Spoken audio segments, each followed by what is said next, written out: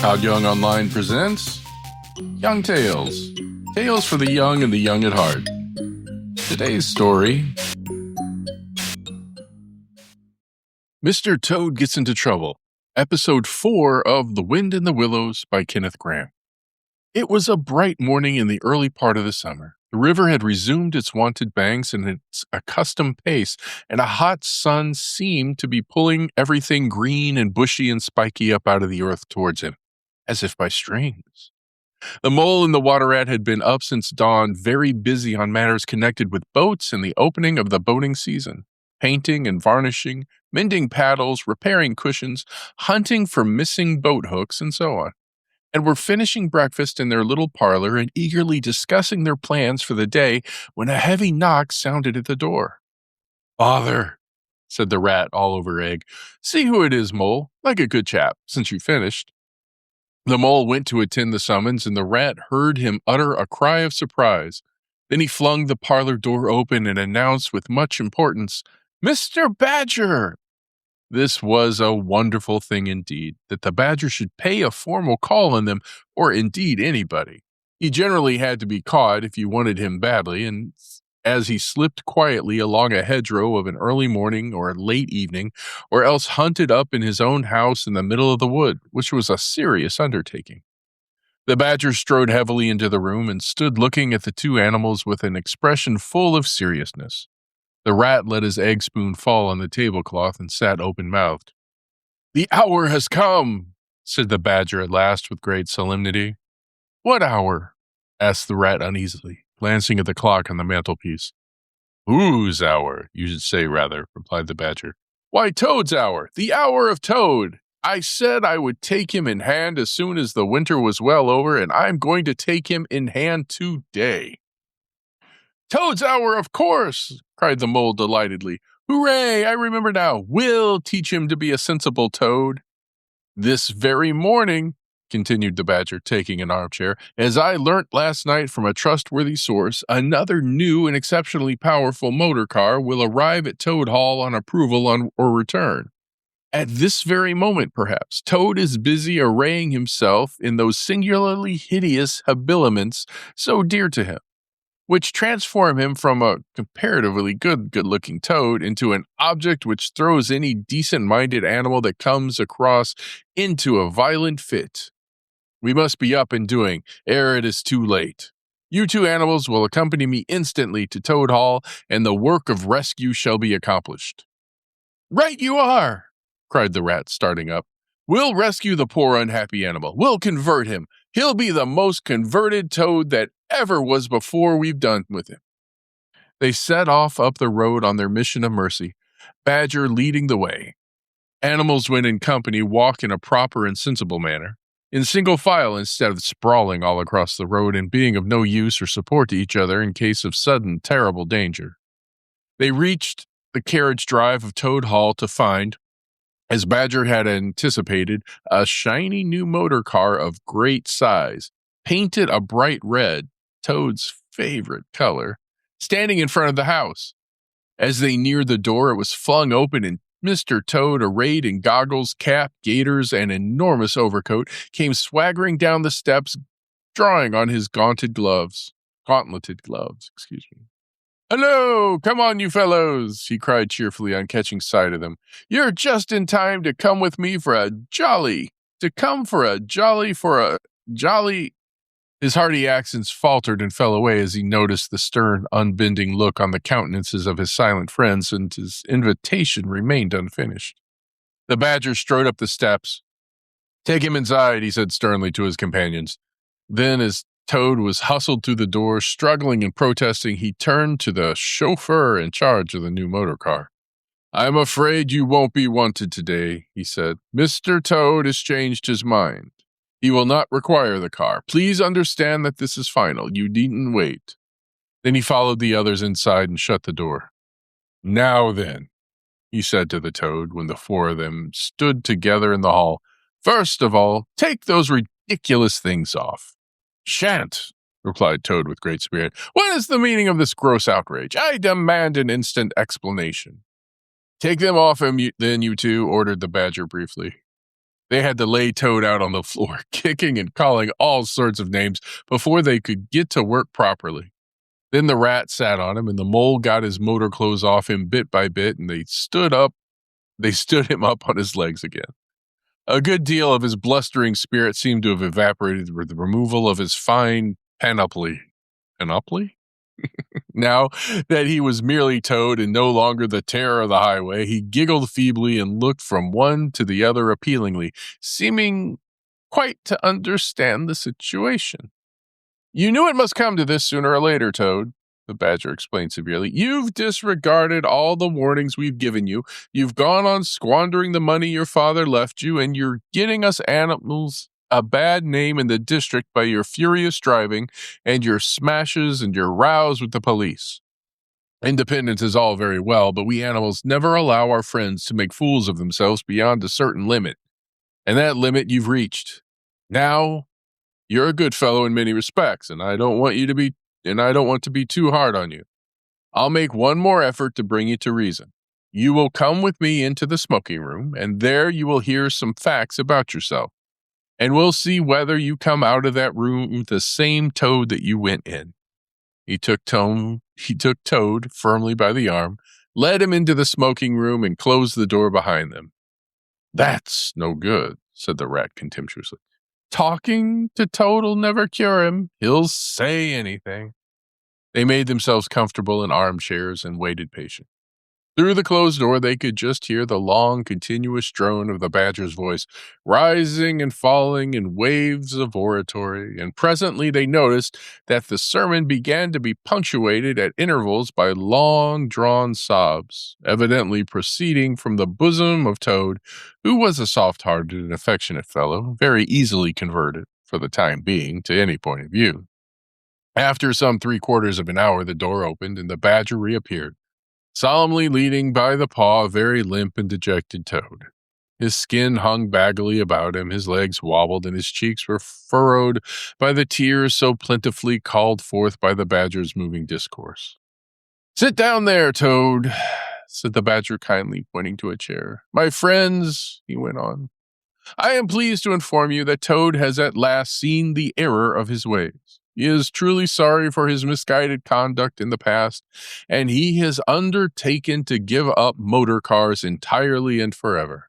I have his solemn promise to that effect." "That is very good news," said the mole gravely. "Very good news indeed," observed the rat dubiously. If only. He was looking very hard at Toad as he said this, and could not help thinking he perceived something vaguely resembling a twinkle in that animal's still sorrowful eye. "There's only one thing more to be done," continued the gratified Badger. "Toad, I want you solemnly to repeat, before your friends here, what you fully admitted to me in the smoking room just now. First, you are sorry for what you've done, and you see the folly of it all?" There was a long, long pause. Toad looked desperately this way and that, while the other animals waited in grave silence. At last he spoke. "No," he said a little sullenly but stoutly. "I'm not sorry, and it wasn't folly at all. It was simply glorious." "What?" cried the Badger, greatly scandalized. "You backsliding animal, didn't you tell me just now in there?" "Oh, yes, in there," said Toad impatiently. "I'd have said anything in there. You're so eloquent, dear Badger, and so moving and so convincing, and put all your points so frightfully well. You can do what you like with me in there, and you know it. But I've been searching my mind since and going over things in it, and I find that I'm not a bit sorry or repentant, really, so it's no earthly good saying I am, now is it?" "Then you don't promise," said the Badger, "never to touch a motor car again?" "Certainly not," replied Toad emphatically. "On the contrary, I faithfully promise that the very first motor car I see, poop, poop, off I go in it." "Told you so, didn't I?" observed the rat to them all. "Very well, then," said the Badger firmly, rising to his feet. "Since you won't yield to persuasion, we'll try what force can do. I feared it would come to this all along. You've often asked us three to come and stay with you, Toad, in this handsome house of yours. Well, now we're going to. And when we've converted you to a proper point of view, we may quit, but not before. Take him upstairs, you two, and lock him up in his bedroom. We will, while we arrange matters between ourselves. It's for your own good, Toady, said the rat kindly, as Toad, kicking and struggling, was hauled up the stairs by his two faithful friends. Think what fun we shall all have together, just as we used to, when you've quite got over this painful attack of yours. We'll take great care of everything for you till you're well, Toad, said the mole, and we'll see your money isn't wasted as it has been. No more of those regrettable incidents with the police, Toad, said the rat, as they thrust him into his bedroom. And no more weeks in hospital being ordered about by female nurses, Toad, added the mole, turning the key on him. They descended the stair, Toad shouting abuse at them through the keyhole, and the three friends then met in conference on the situation. It's going to be a tedious business, said the badger, sighing. I've never seen Toad so determined. However, we will see it out. He must never be left an instant unguarded. We shall have to take it in turns to be with him till the poison has worked itself out of his system. They arranged watches accordingly. Each animal took it in turns to sleep in Toad's room at night, and they divided the day up between them. At first, Toad was undoubtedly very trying to his careful guardians. When his violent paroxysms possessed him, he would arrange bedroom chairs in rude resemblance of a motor car and would crouch on the foremost of them, bent forward and staring fixedly ahead, making uncouth and ghastly noises till the climax was reached, when, turning a complete somersault, he would lie prostrate amidst the ruins of the chairs, apparently completely satisfied for the moment. As time passed, however, these painful seizures grew gradually less frequent, and his friends strove to divert his mind into fresh channels.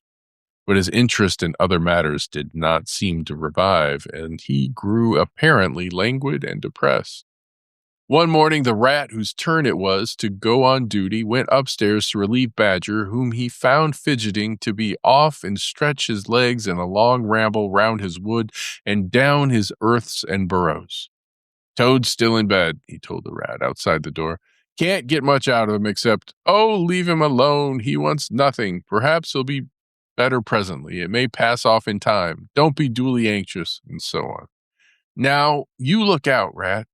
When Toad's quiet and submissive and playing at being the hero of a Sunday school prize, then he's at his artfulest. There's sure to be something up. I know him. Well, now I must be off. How are you today, old chap? Inquired the rat cheerfully as he approached Toad's bedside. He had to wait some minutes for an answer.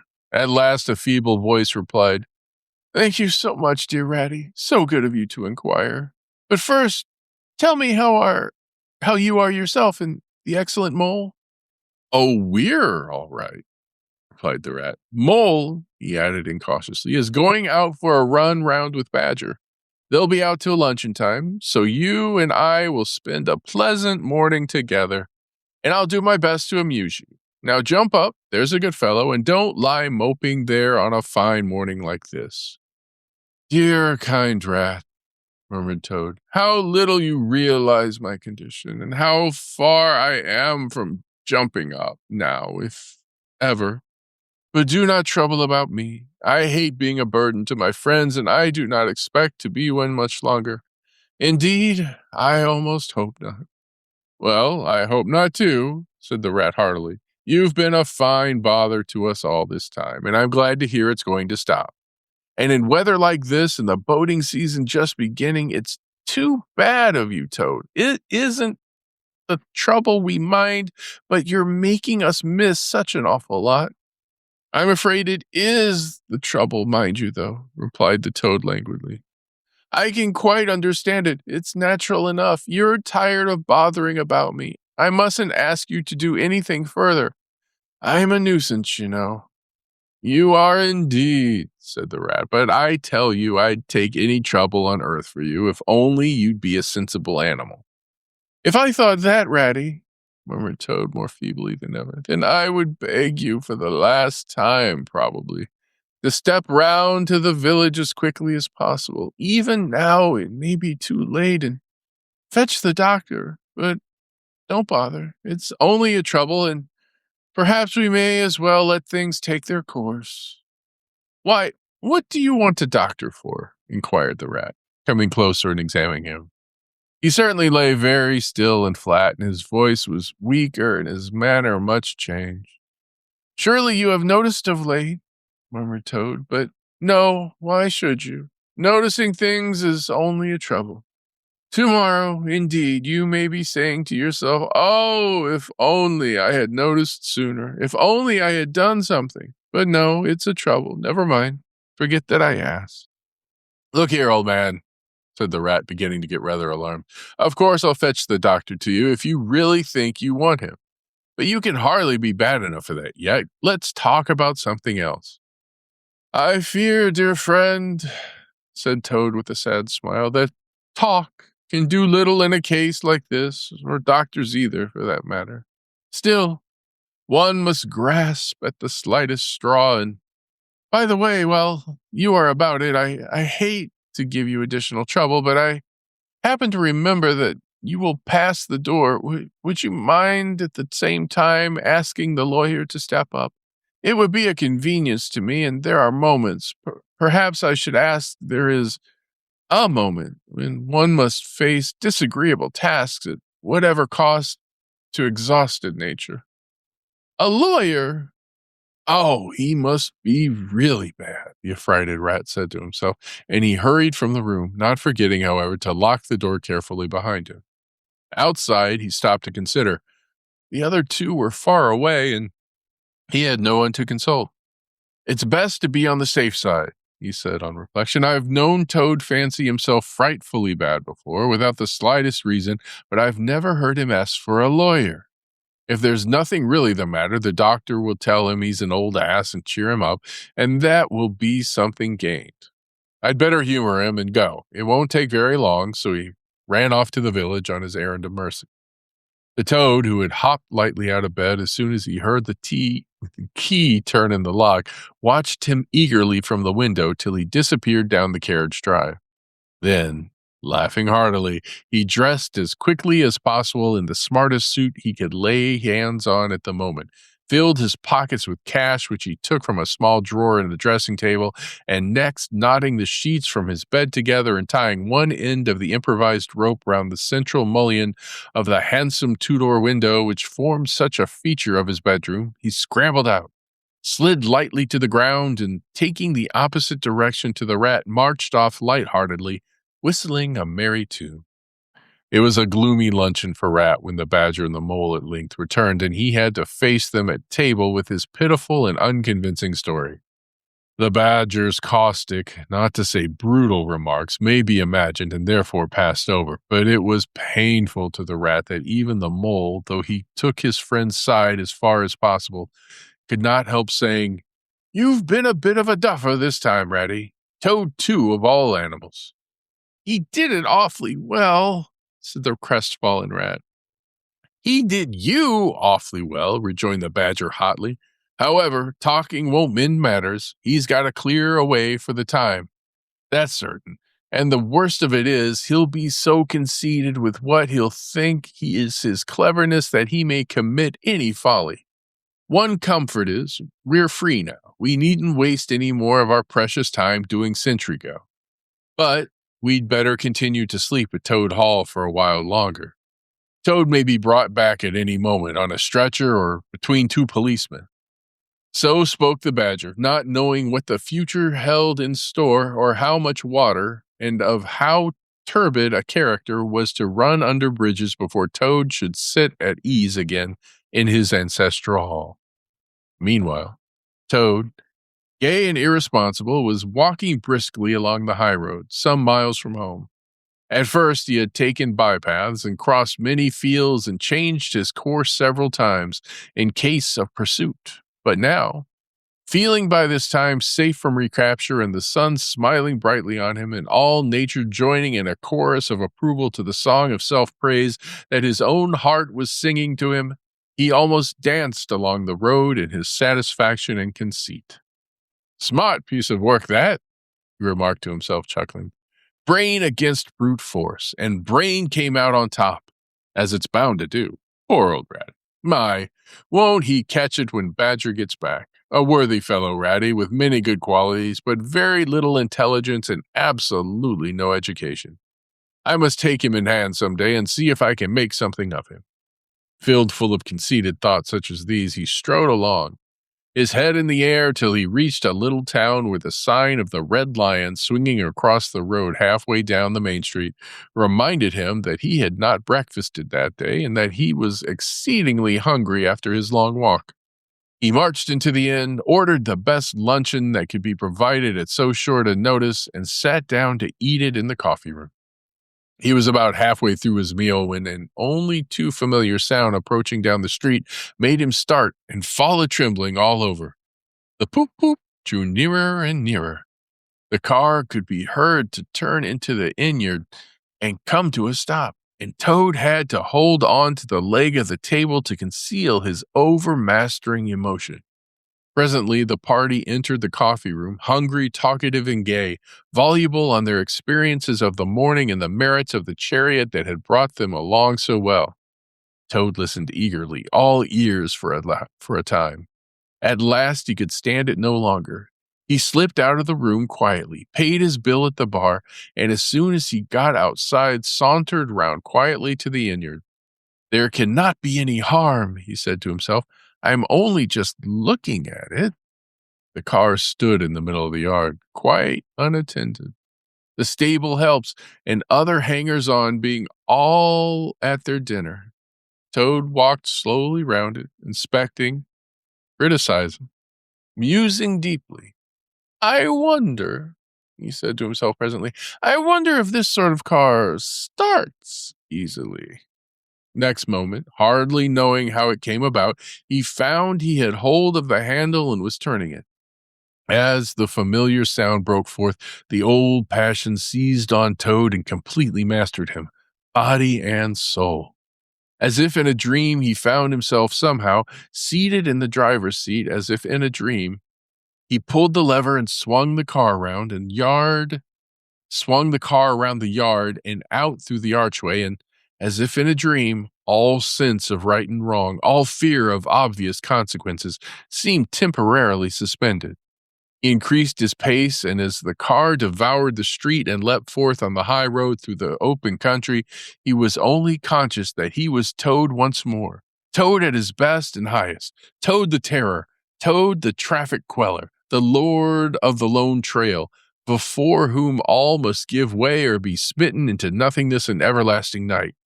He chanted as he flew, and the car responded with sonorous drone.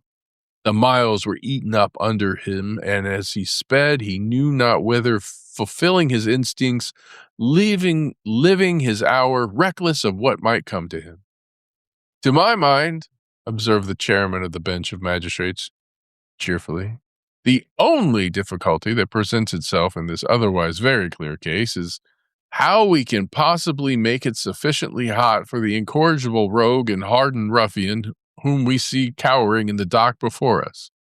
Let me see. He has been found guilty, on the clearest evidence, first, of stealing a valuable motor car. Secondly, of driving to the public danger, and thirdly, of gross impertinence to the rural police. Mr. Clerk, will you tell us, please, what is the very stiffest penalty we can impose for each of these offenses? Without, of course, giving the prisoner the benefit of any doubt, because there isn't any." The clerk scratched his nose with his pen.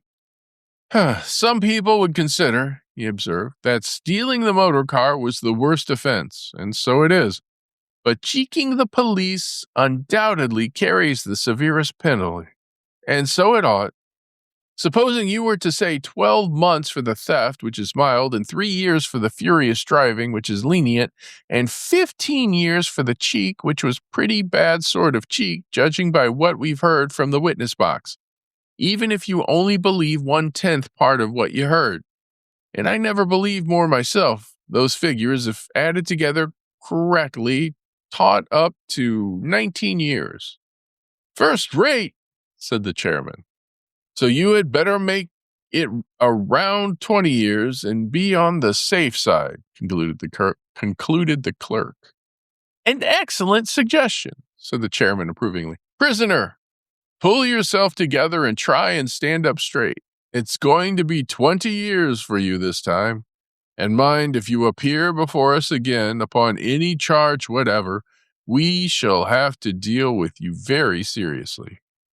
Then the brutal minions of the law fell upon the hapless Toad, loaded him with chains, and dragged him from the courthouse, shrieking, praying, protesting.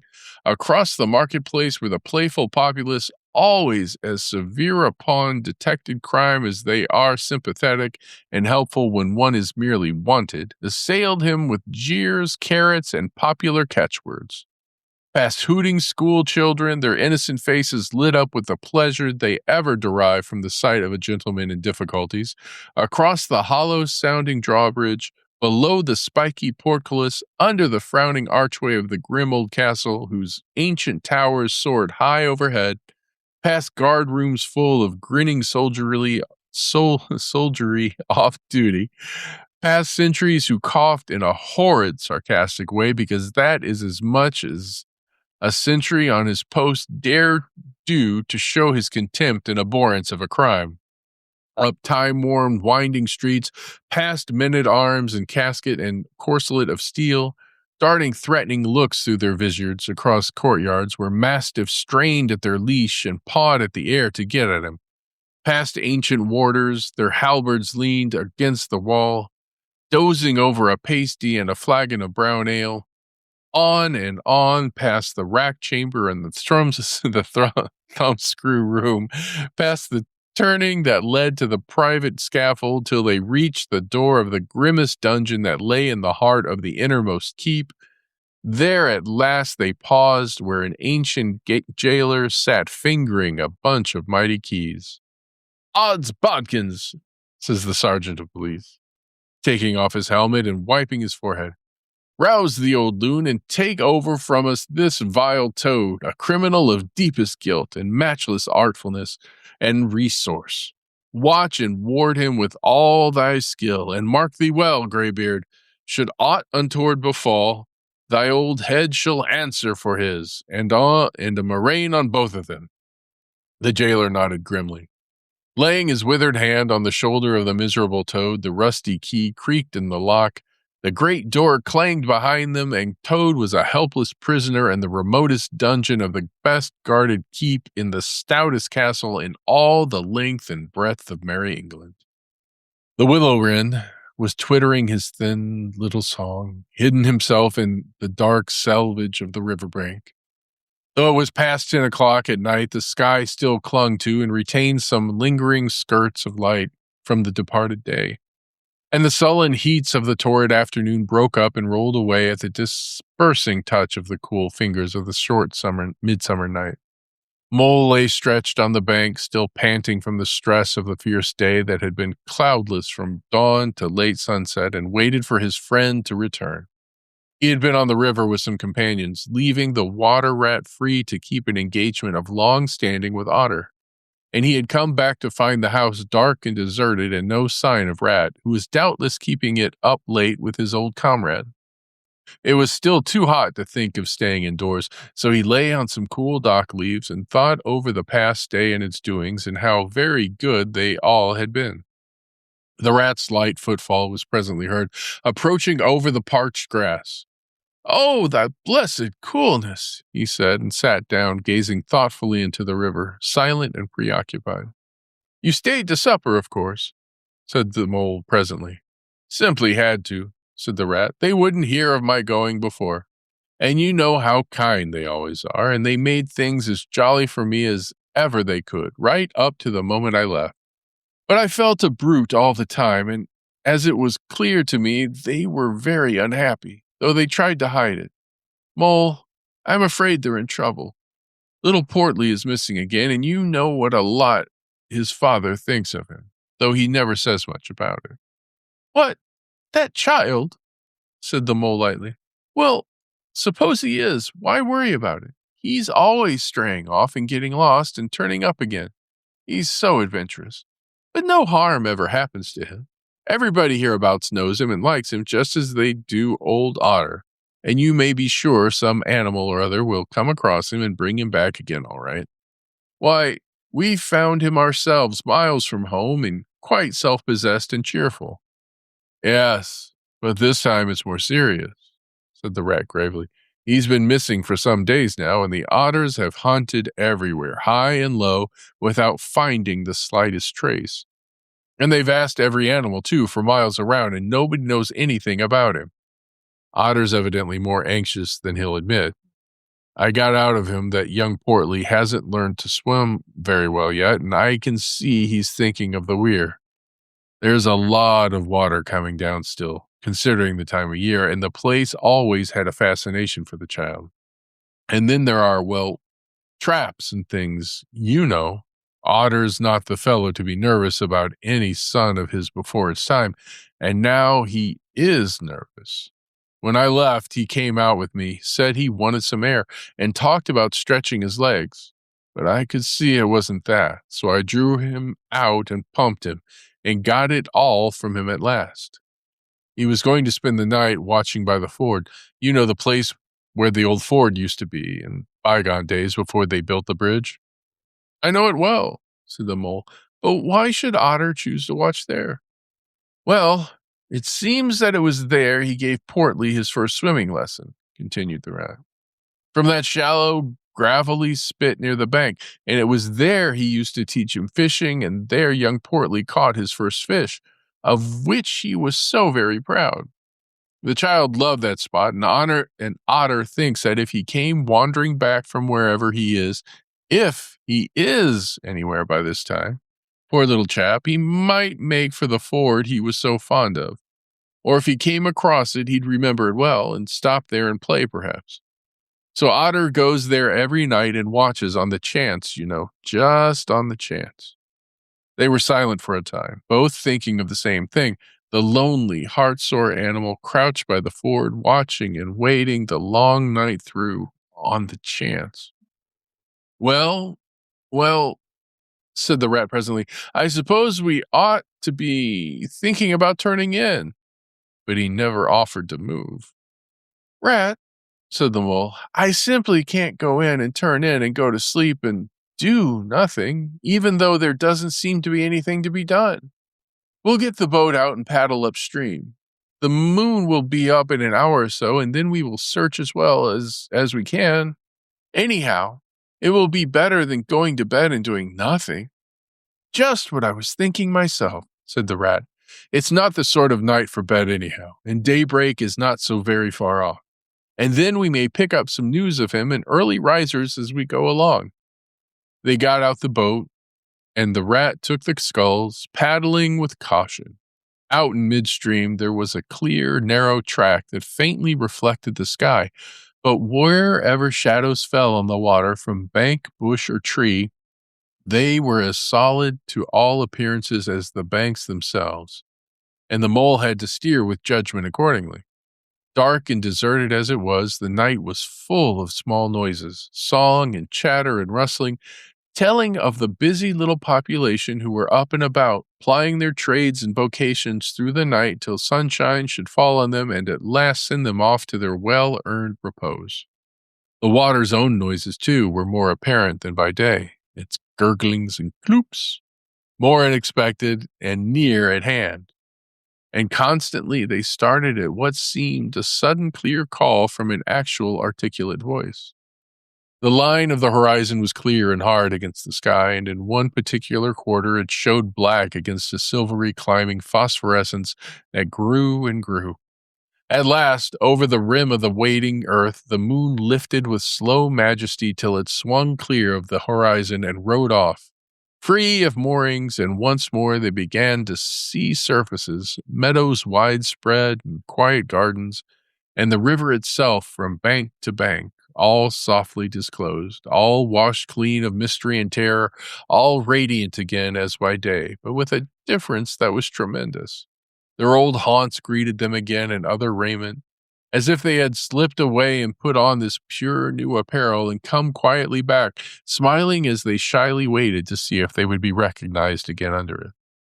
Fastening their boat to a willow, the friends landed in this silent silver kingdom and patiently explored the hedges, the hollow trees, the runnels and their little culverts, the ditches, and the dry waterways. Embarking again and crossing over, they worked their way up the stream in this manner, while the moon, serene and detached in a cloudless sky, did what she could, though so far off, to help them in their quest. Till her hour came and she sank earthwards reluctantly and left them, and a mystery once more held field and river. Then a change began slowly to declare itself. The horizon became clear, field and tree came more into sight, and somehow with a different look, the mystery began to drop away from them. A bird piped suddenly and was still, and a light breeze sprang up and set the reeds and bulrushes rustling. Rat, who was in the stern of the boat while Mole sculled, sat up suddenly and listened with a passionate intentness. Mole, who with gentle strokes was just keeping the boat moving while he scanned the banks with care, looked at him with curiosity. "It's gone," sighed the rat, sinking back into his seat again. "So beautiful and strange and new. Since it was to end so soon, I almost wish I had never heard it. For it has roused a longing in me that is pain, and nothing seems worthwhile but just to hear that sound once more and go on listening to it forever. No, there it is again," he cried, alert once more. Entranced, he was silent for a long space, spellbound. "Now it passes on, and I began to lose it," he said presently. "Oh, Mole, the beauty of it, the merry bubble and joy, the thin, clear, happy call of the distant piping. Such music I never dreamed of, and the call in it is stronger even than the music is sweet. Row on, Mole, row, for the music and the call must be for us." The Mole, greatly wondering, obeyed. "I hear nothing myself," he said, "but the wind playing in the reeds and the rushes and the osiers."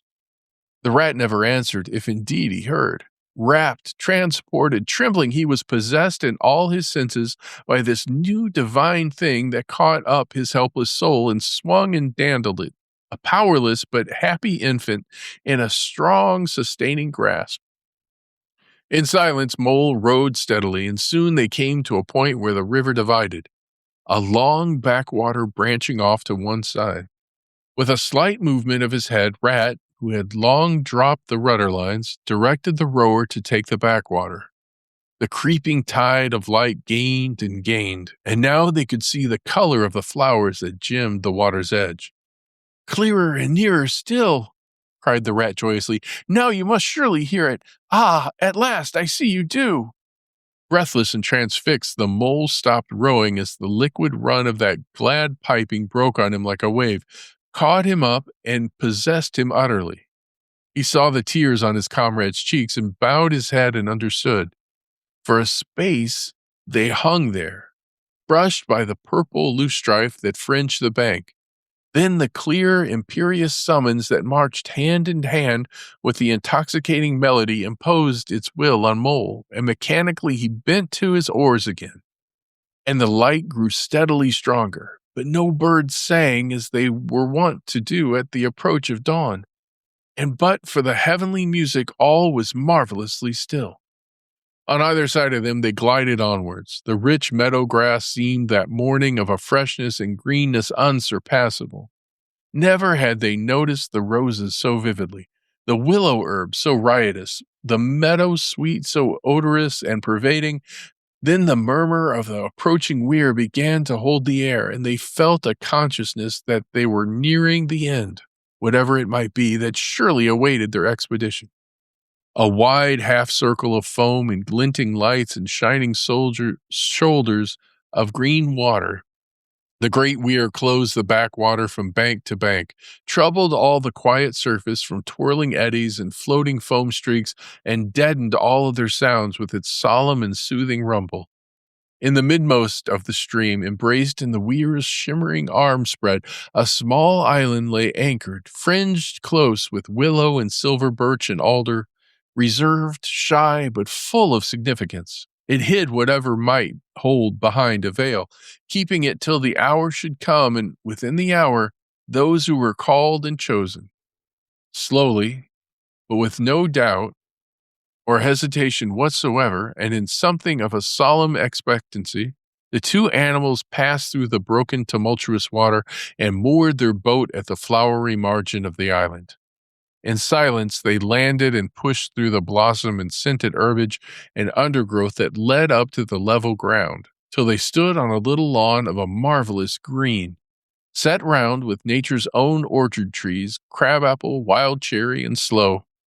This is the place of my song dream, the place the music played to me, whispered the rat as if in a trance. Here, in this holy place, here, if anywhere, surely we shall find him. Then suddenly the mole felt a great awe fall upon him, an awe that turned his muscles to water, bowed his head, and rooted his feet to the ground. It was no panic terror. Indeed, he felt wonderfully at peace and happy, but it was an awe that smote and held him, and without seeing, he knew it could only mean that some august presence was very, very near. With difficulty, he turned to look for his friend and saw him at his side, cowed, stricken, and trembling violently. And still there was utter silence in the populous, bird-haunted branches around them, and still the light grew and grew. Perhaps he would never have dared to raise his eyes, but that, though the piping was now hushed, the call and the summons seemed still dominant and imperious. He might not refuse were death himself waiting to strike him instantly, once he had looked with mortal eye on things rightly kept hidden. Trembling, he obeyed, and raised his humble head, and then, in that utter clearness of the imminent dawn, while nature, flushed with fullness of incredible color, seemed to hold her breath for the event, he looked in the very eyes of the friend and helper, saw the backward sweep of the curved horns, gleamed in the growing daylight, saw the stern hooked nose between the kindly eyes that were looking down on them humorously, while the bearded mouth broke into a half smile at the corners. Saw the rippling muscles on the arm that lay across the broad chest, the long, supple hand still holding the panpipes, only just fallen away from the parted lips. Saw the splendid curves of the shaggy limbs disposed in the majestic ease on the sward. Saw, last of all, nestling between his very hooves, sleeping soundly in entire peace and contentment, the little, round, podgy, childish form of the baby otter. All this he saw, for one moment breathless and intense, vivid on the morning sky, and still as he looked, he lived, and still as he lived, he wondered. Rat! He found the breath to whisper, shaking. Are you afraid? Afraid? Murmured the rat, his eyes shining with unutterable love. Afraid? Of him? Oh, never, never. And yet, oh, mole, I am afraid. Then the two animals, crouching to the earth, bowed their heads and did worship. Sudden and magnificent, the sun's broad golden disk showed itself over the horizon facing them, and the first rays, shooting across the level water meadows, took the animals full in the eyes and dazzled them. When they were able to look once more, the vision had vanished, and the air was full of the carol of birds that hailed at dawn. As they stared blankly, in dumb misery deepening as they slowly realized all they had seen and all they had lost, a capricious little breeze dancing up from the surface of the water tossed the aspens, shook the dewy roses, and blew lightly and caressingly in their faces, and with its soft touch came instant oblivion. For this is the last, best gift that the kindly demigod is careful to bestow on those to whom he has revealed himself in their helping. The gift of forgetfulness, lest the awful remembrance should remain and grow and overshadow mirth and pleasure, and the great haunting memory should spoil all the afterlives of little animals helped out of difficulties, in order that they should be happy and light-hearted as before. Mole rubbed his eyes and stared at Rat, who was looking about him in a puzzled sort of way. I beg your pardon, what did you say, Rat? He asked. I think I was only remarking, said Rat slowly, that this was the right sort of place and that here, if anywhere, we should find him. And look, why, there he is, the little fellow. And with a cry of delight, he ran towards the slumbering Portly. But Mole stood still a moment, held in thought, as one wakened suddenly from a beautiful dream who struggles to recall it and can recapture nothing but a dim sense of the beauty of it. The beauty! Till that too fades away in its turn, and the dreamer bitterly accepts the hard, cold waking and all its penalties. So Mole, after struggling with his memory for a brief space, shook his head sadly and followed the rat. Portly woke up with a joyous squeak and wriggled with pleasure at the sight of his father's friends who had played with him so often in the past days. In a moment, however, his face grew blank, and he fell to hunting round in a circle with pleading whine. As a child that has fallen happily asleep in its nurse's arms and wakes to find itself alone and laid in a strange place, and searches corners and cupboards and runs from room to room, despair growing silently in its heart, even so Portly searched the island and searched, dogged and unwearying, until at last the black moment came for giving it up and sitting down and crying bitterly. The Mole ran quickly to comfort the little animal, but Rat, lingering, looked long and doubtfully at certain hoof marks deep in the sward.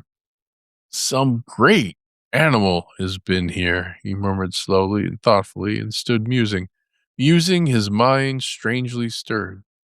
Come along, Rat, called Mole. Think of poor Otter waiting up there by the ford. Portly had soon been comforted by the promise of a treat, a jaunt on the river in Mr. Rat's real boat, and the two animals conducted him to the water's side, placed him securely between them in the bottom of the boat, and paddled off down the backwater. The sun was fully up by now and hot on them. Birds sang lustily and without restraint, and flowers smiled and nodded from either bank. But somehow, so thought the animals, with less of richness and blaze of color than they seemed to remember seeing quite recently somewhere. They wondered where. The main river reached again. They turned the boat's head upstream, towards the point where they knew their friend was keeping his lonely vigil. As they drew near the familiar ford, the Mole took the boat into the bank, and they lifted Portly out and set him on his legs on the towpath, gave him his marching orders and a friendly farewell pat on the back, and shoved him out into midstream. They watched the little animal as he waddled along the path contentedly and with importance. Watched him till they saw his muzzle suddenly lift and his waddle break into a clumsy amble as he quickened his pace with shrill whines and wriggles of recognition. Looking up the river, they could see Otter start up, tense and rigid, from out of the shallows where he crouched in dumb patience, and could hear his amazed and joyous bark as he bounded up through the osiers onto the path. Then the Mole, with a strong pull on one with a strong pull on one oar, swung the boat round and let the full stream bear them down again whither it would, their quest now happily ended. I feel strangely tired, Rat, said the Mole, leaning wearily over his oars as the boat drifted. It's being up all night, you'll say, perhaps, but that's nothing. We do as much half the nights of the week at this time of the year.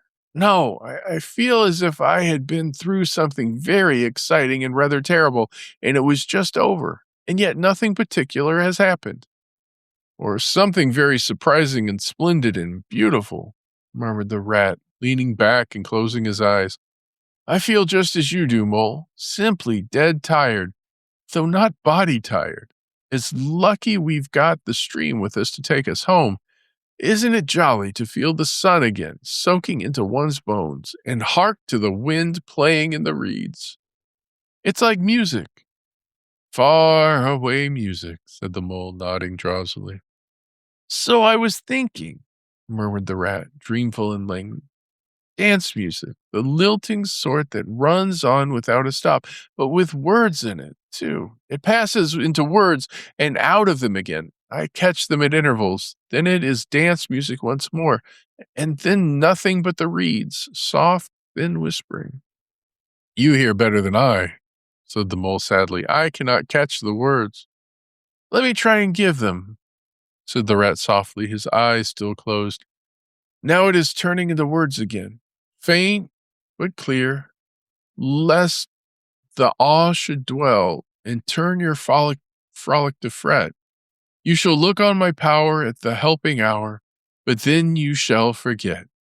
Now the reeds take it up. Forget, forget, they sigh, and it dies away in a rustle and a whisper.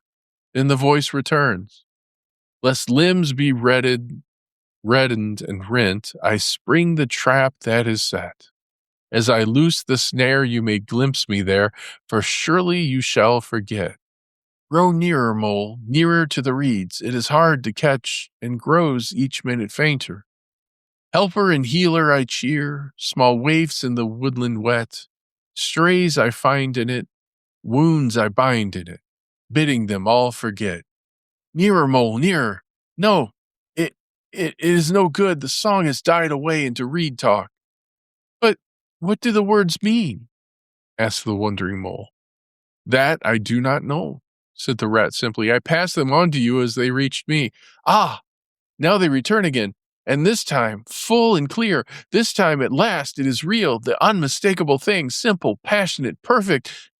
Well, let's have it then, said the mole after he had waited patiently for a few minutes, half dozing in the hot sun. But no answer came.